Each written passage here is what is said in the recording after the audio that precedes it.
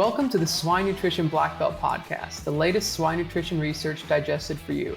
I'm your host, Clayton Chastain, and today we have with us Madie Wensley, a Ph.D. student at Kansas State University. So Madie, would you mind telling us a little bit about yourself and your background?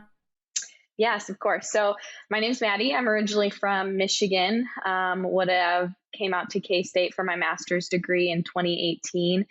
Completed that in 2020, just before COVID, and then I'm looking at wrapping up my Ph.D. with the swine nutrition team here in November, so quite shortly.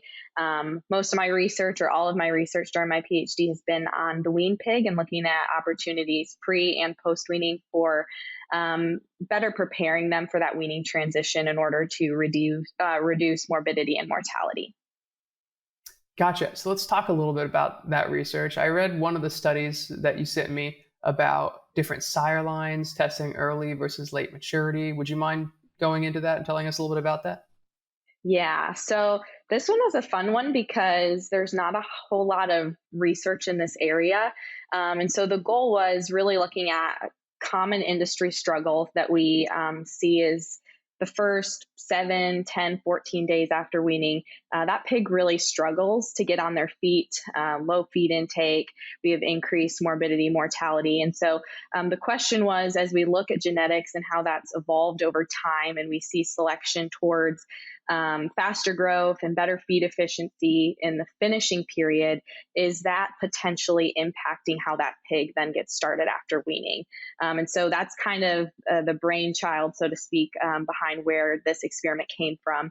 And then we added on a couple layers of trying to understand not just growth performance in those pigs, but also some stress response characteristics. And so for this study, we took 2 Duroc sire lines, and from one, we selected the highest indexing early maturing boar, and then from the other line, we would have selected the highest indexing late maturing pig. And the goal was to create a drastic difference in growth performance from birth until market. And so we were able to successfully do that. And so proof of concept, that worked great. And then on top of that, what we wanted to see was not just lifetime growth performance, but also understand initial feed intake post-weaning, and then look at some blood cortisol measures. And so when we looked at feed intake immediately post-weaning, what we observed was that those late maturing pigs for the first 14 days in the nursery had significantly reduced feed intake compared to that of the early maturing pigs. And this feed intake difference really carried out through much of the nursery and into the finisher up until late finishing. And so then when we looked at that initial feed intake and we looked at how that then impacted initial growth performance, what we observed in the first 3 days after weaning is that a much greater percentage, I think it was right around 40% of those late maturing pigs lost body weight compared to that of the early maturing pigs, where only about 5% of that population lost weight. And so that paints a really nice picture. They're eating less. They're losing a little bit of weight, have poor gain initially after weaning. And then the other piece of this was then trying to get an understanding of, okay, so is this solely just related to genetics, or genetics is going to play a really big part of it, but is it behavioral? Is it stress related? Trying to get a better understanding of that. And so what we did is, prior to weaning, we took baseline cortisol levels on a subset of pigs. And regardless of sire line, they had right around a 30 cortisol level. And then when we weaned those pigs, 30 minutes after that same subset of pigs was removed from the sow, we went ahead and drew blood again and looked at cortisol. And what we observed was that the late maturing pigs had a more significant increase in cortisol levels compared to the early maturing pigs. So we were seeing more stress, lower feed intake, poor gain. But the important thing also to point out is while that early maturing sire line had improved growth performance throughout the entire nursery and the very beginning of the finisher, when we look at the bottom or the end of that growth curve, we see a shift where that late maturing pig starts to have diminishing returns, and that early maturing pig starts to have improved growth feed efficiency, et cetera. And so really talking to the folks that we worked with on this project, thinking about the ends of the curve, right? And so what we saw is that by shifting the end of the curve, it impacted the beginning of the curve. And so that's really become one of our big questions as a result of this trial is why is that happening? Because we wouldn't anticipate if we shift the feed efficiency, growth performance in late finishing.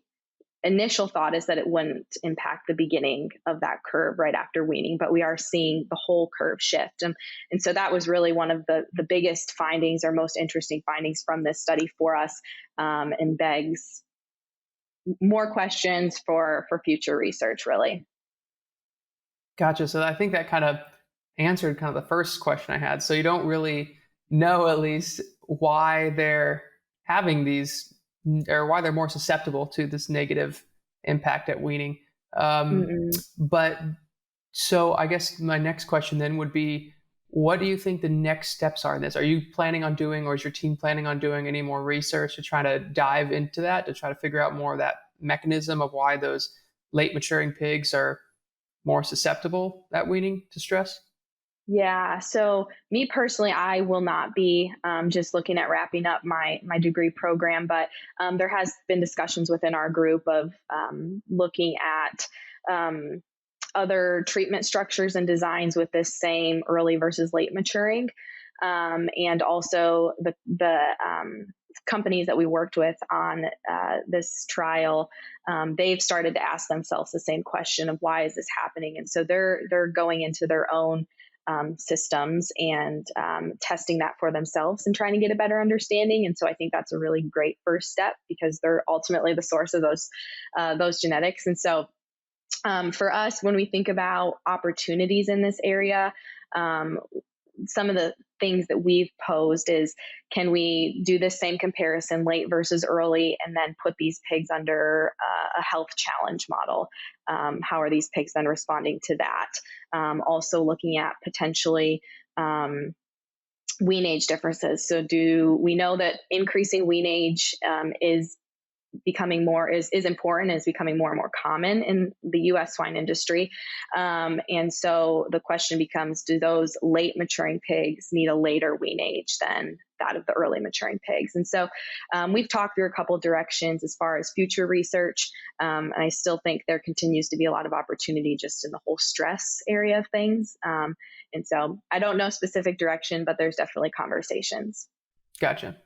Yeah, and with the two genetic lines, you always have, I mean, those studies are always difficult because it's kind of hard to know exactly, since there's definitely more genetics rather than just the maturation piece about what could be affecting it. But what I did like about it was that it kind of like highlights the importance of stress. Because I mean, like from when I was looking at the results, it was like 40% weight loss for those late maturing pigs, and it was like only 5 for like the early. So there's like quite a large, like 35% is quite a big difference there in weight loss. Yep. So like, yeah, it just goes to show like how important it is to kind of minimize that stress with genetics as well as from a management standpoint to try to get those pigs off to as good of a start as possible. But yeah, so I appreciate you coming on the show and telling us all about these studies.